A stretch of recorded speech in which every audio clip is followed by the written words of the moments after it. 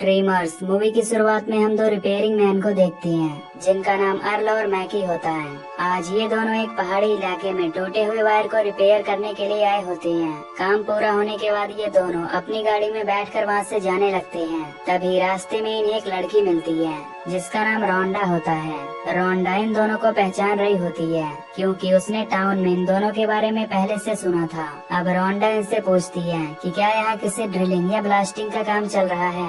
इस पर मैकी कहता है कि ऐसा कुछ भी नहीं है, पर रोंडा को यहाँ अजीब सी वाइब्रेशन सुनाई पड़ रही थी जो उसने आज से पहले कभी नहीं सुना था। इसके बाद मैकी और अर्ल एक स्टोर पर पहुँचते हैं जहाँ की फ्रिज वाइब्रेट कर रही होती है। ये देखकर इस स्टोर का ओनर इन दोनों को फ्रिज रिपेयर करने के लिए कहता है, लेकिन ये दोनों उस फ्रिज को रिपेयर नहीं करते। इधर रोंडा जमीन के अंदर के वाइब्रेशन को चेक कर रही होती है कि इसी बीच वहाँ जमीन पर कुछ हलचल होने लगती है, पर रोंडा ये सब देखकर वहाँ से चली जाती है। इधर मैकी और अर्ल दोनों अपना सामान गाड़ी में रख लेते हैं और यहाँ से निकल पड़ते हैं। तभी रास्ते में इन्हें एक बूढ़ा आदमी दिखता है जो कि टावर पर बैठा होता है। ये देखकर ये दोनों उस आदमी को नीचे आने के लिए कहते हैं, पर जब वो आदमी कोई रिस्पांस नहीं देता तो मैकी उसकी तरफ ऊपर जाने लगता है, जहां मैकी को पता चलता है कि वो बूढ़ा आदमी मर चुका है। जिसके बाद ये दोनों इस डेड बॉडी को डॉक्टर के पास ले जाते हैं। यहाँ डॉक्टर इन्हें बताता है कि इस आदमी की मौत 4 दिन पहले प्यास लगने की वजह से हुई है। ये सुनकर दोनों काफी हैरान हो जाते हैं कि आखिर 4 दिन तक वो आदमी टावर पर ही क्यों बैठा था। खैर, अब अगले सीन में हम एक बूढ़े आदमी को देखते हैं जो अपने भेड़ों को चरा रहा होता है। इसी बीच कोई चीज उस आदमी को जमीन के अंदर खींचने लगती है और उसे मार देती है। कुछ देर बाद अर्ल और मैकी जब इस रास्ते से गुजर रहे होते हैं तो उन्हें वहाँ पर बहुत सी मरी हुई भेड़ें दिखती हैं, जिसे देखकर ये दोनों हैरान हो जाते हैं और वहाँ पर उस बूढ़े आदमी को ढूंढने लगते हैं। तभी इन्हें वहाँ जमीन पर उस आदमी की कैप पड़ी हुई दिखती है, लेकिन जैसे ही ये कैप को हटाते हैं तो इन्हें उस बूढ़े आदमी का फेस दिखता है जो जमीन में गड़ा हुआ था। ये देखकर दोनों बहुत डर जाते हैं और यहाँ से भाग जाते हैं। फिर कुछ दूर आगे जाने पर इन्हें 2 कंस्ट्रक्शन वर्कर दिखाई पड़ते हैं। फिर अर्ल इन्हें चेतावनी देता है कि यहाँ पर एक साइको किलर घूम रहा है जो कि लोगों के सिर को काट कर उन्हें मार रहा है। लेकिन ये वर्कर उन दोनों की बातों को सीरियस नहीं लेते और अपने काम में दोबारा से जुट जाते हैं। इसी बीच इनकी मशीन जमीन में फंस जाती है। कभी कोई चीज एक वर्कर को खींचने लगती है और दूसरे वर्कर का पैर उस दूसरे वायर में फंस जाता है, जिससे वो चीज इन दोनों को खींचकर मार देती है। अब अर्ल और मैकी दोनों स्टोर पर पहुंचते हैं जहां ये पुलिस को कॉल करने की कोशिश करते हैं, लेकिन ये फोन बंद होता है। इसके बाद ये पुलिस को बुलाने के लिए पुलिस स्टेशन की तरफ जाने लगते हैं, लेकिन आगे का रास्ता बंद होता है। जिसके बाद इन्हें खून लगा हुआ एक हेलमेट दिखता है, जिसे देखकर ये समझ जाते हैं कि उन वर्कर्स को भी उसी ने मार दिया है। अब ये दोनों ट्रक को वहाँ से घुमाकर दोबारा से स्टोर की तरफ जाते हैं। स्टोर पहुँचने के बाद इनकी नजर अपने गाड़ी के नीचे जाती है जहाँ पर किसी सांप की तरह दिखने वाला मॉन्स्टर फंसा होता है। खैर, अब हम डॉक्टर जिम और उसकी वाइफ मैगन को देखते हैं जो अकेले में बैठकर आपस में बातें कर रहे होते हैं कि तभी इनका जनरेटर बंद हो जाता है। फिर जिम उसे चेक करने जाता है तो उसे पता चलता है कि वो जनरेटर जमीन के अंदर चला गया है। इसी बीच अचानक से वहाँ पर एक ब्लास्ट होता है, जिससे ये डर कर अपने कार की तरफ भागते हैं। लेकिन इससे पहले कि ये वहाँ से भाग पाते कि तभी कोई जिम को जमीन में खींचने लगता है। मैगन उसे बचाने की कोशिश करती है, पर फाइनली वो जिम को नीचे खींच लेता है। वहीं जमीन के नीचे से एक मॉन्स्टर निकलता है, जिसे देखकर मैगन भागकर कार के अंदर चली जाती है, पर वो मॉन्स्टर मैगन को कार सहित ही जमीन में खींच लेता है। दूसरी तरफ अर्ल और मैकी काफी परेशान होते हैं क्योंकि उनकी गाड़ी खराब हो चुकी थी और वो हेल्प के लिए टाउन भी नहीं जा सकते थे। इसी बीच इन दोनों को एक आइडिया आता है, जिसके बाद ये घोड़े पर बैठकर हेल्प के लिए सिटी की ओर निकल पड़ते हैं। अब ये दोनों पहले जिम के हाउस पर आते हैं, लेकिन यहाँ इन्हें जिम और मैगन कोई भी दिखाई नहीं देता।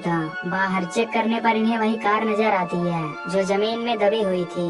अब ये देखकर दोनों समझ जाते हैं कि मॉन्स्टर ने जिम को भी मार दिया है, इसलिए ये डर कर घोड़ों के साथ भागना शुरू कर देते हैं। पर कुछ दूर आगे जाने पर मॉन्स्टर इनके घोड़ों को भी जमीन के नीचे खींचने लगता है और जब मैकी उस मॉन्स्टर को शूट करता है तो वो दोबारा से जमीन के अंदर चला जाता है।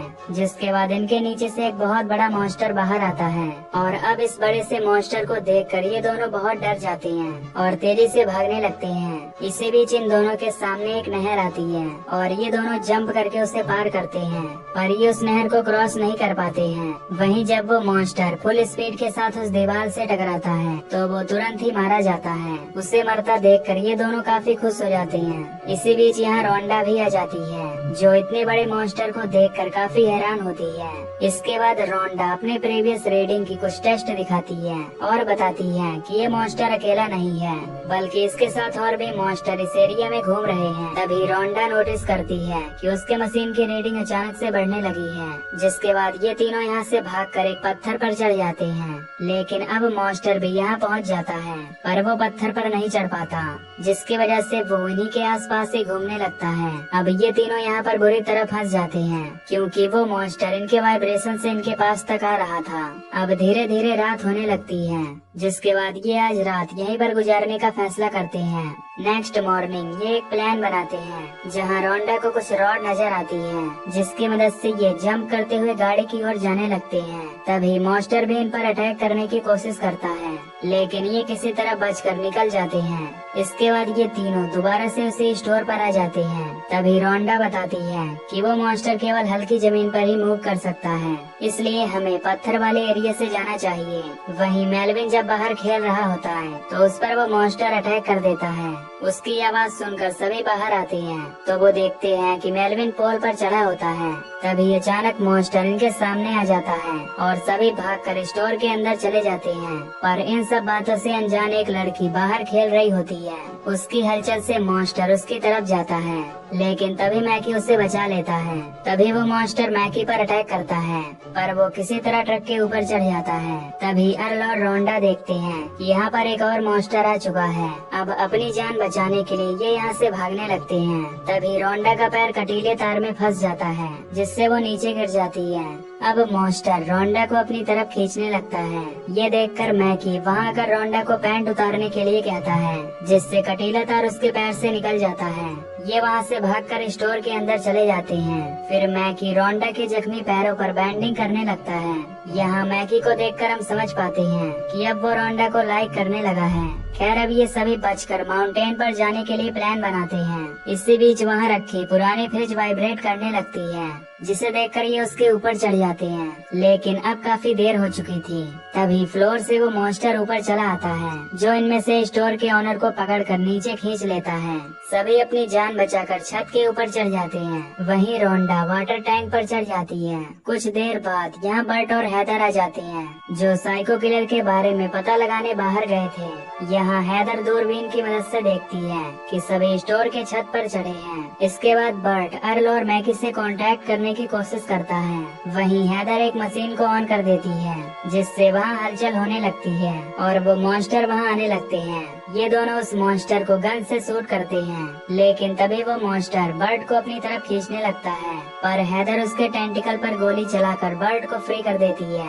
अब दोनों उस पर कई बार गोली चलाते हैं, जिससे फाइनली वो मॉन्स्टर मर जाता है। फिर ये दोनों छत पर चले जाते हैं। वहीं दूसरी तरफ उन लोगों को पता चलता है कि वो दूसरा मॉन्स्टर भी मर गया है, जिससे ये लोग काफी खुश होते हैं। लेकिन तभी वहाँ तीसरा मॉन्स्टर आ जाता है, जो उस बिल्डिंग को तोड़ने लगता है। उधर नेस्टर जिस ट्रेलर पर खड़ा था, वो मॉन्स्टर उसे धक्का देकर नीचे गिरा देता है और उसे जमीन में खींचकर मार देता है। इसके बाद अर्ल बुलडोजर की मदद से सभी को यहाँ से निकालने का प्लान बनाता है, क्योंकि उस बुलडोजर का वजन काफी अधिक था।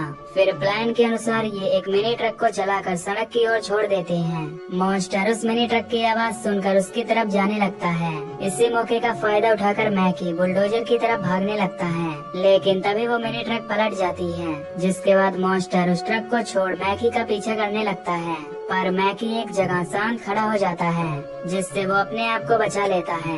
दूसरी तरफ रोंडा मॉन्स्टर को डिस्ट्रैक्ट करने के लिए पानी की पाइप को तोड़ देती है। फिर उस पानी की आवाज सुनकर मॉन्स्टर यहाँ चला आता है। उधर मैकी बुलडोजर को स्टार्ट करता है और सबको बारी बारी से उसमें बैठा लेता है। तभी मॉन्स्टर इस बुलडोजर को रोकने की कोशिश करते हैं, पर उसके ज्यादा वजन के कारण वो उसे नहीं रोक पाते। वहीं हैदर और बर्ट उन मॉन्स्टर से लड़ने के लिए एक पाइप बम बना लेते हैं और यहाँ से जाने लगते हैं। लेकिन तभी वो मॉन्स्टर रास्ते में बड़ा सा होल कर देते हैं, जिससे इनके बुलडोजर उस होल में धंसकर पलट जाती है और ये लोग नीचे गिर जाते हैं। इसके बाद बर्ट मॉन्स्टर को यहाँ से भगाने के लिए उस पाइप बम को ब्लास्ट करता है। बम की तेज आवाज सुनकर मॉन्स्टर कुछ दूर भाग जाते हैं। अब इन्हें कुछ दूरी पर एक चट्टान दिखती है। फिर किसी तरह सब अपनी जान बचाकर उस चट्टान पर पहुँच जाते हैं, लेकिन अब इन्हें चारों तरफ से मॉन्स्टर ने घेर लिया होता है और अब केवल 2 मॉन्स्टर ही बचे हुए थे। इसके बाद अर्ल पाइप बम को रस्सी से बांधकर एक मॉन्स्टर के पास फेंकता है और तभी वो मॉन्स्टर उस बम को खा लेता है और वहाँ पर काफी जोर से ब्लास्ट होता है। अब उसके इस आइडिया से सभी लोग काफी खुश हो जाते हैं और फिर ये दूसरे बम को भी मॉन्स्टर के पास फेंकते हैं, लेकिन इस बार वो मॉन्स्टर उस बम को इनकी तरफ ही फेंक देता है। तभी वो बम वहाँ पर रखे हुए दूसरे बम पर गिरता है, जिससे सभी बम ब्लास्ट हो जाते हैं। अब वो मॉन्स्टर इनका पीछा करने लगता है, इसलिए ये सब वहीं पर एकदम शांत खड़े हो जाते हैं। अब मैकी के पास एक बम और बचा होता है। फिर वो एक प्लान बनाता है जिसमें ये तीनों डेड एंड की तरफ भागने लगते हैं। इनकी आवाज सुनकर मॉन्स्टर इनकी तरफ तेजी से आने लगता है। इसी बीच मैकी बम को मॉन्स्टर के ऊपर फेंकता है और ये सब उस जगह से साइड हो जाती हैं और मॉन्स्टर डेड एंड के नीचे गिरकर मारा जाता है। मैकी के इस आइडिया से सभी की जान बच जाती है। अब सभी लोग टाउन आ जाते हैं, जहाँ रोंडा यहाँ से निकलने से पहले मैकी को थैंक यू बोलती है। यहाँ अर्ल मैकी को रोंडा के साथ रिलेशनशिप बनाने के लिए कहता है और फिर मैकी रोंडा को किस करता है और ये मूवी यहीं पर एंड हो जाती है। तो दोस्तों, अगर आपको ये एक्सप्लेनेशन पसंद आई हो तो वीडियो को लाइक और चैनल को सब्सक्राइब कर देना। बाकी मैं मिलूंगा आपसे न्यू वीडियो में। Till then take care, love you, bye bye.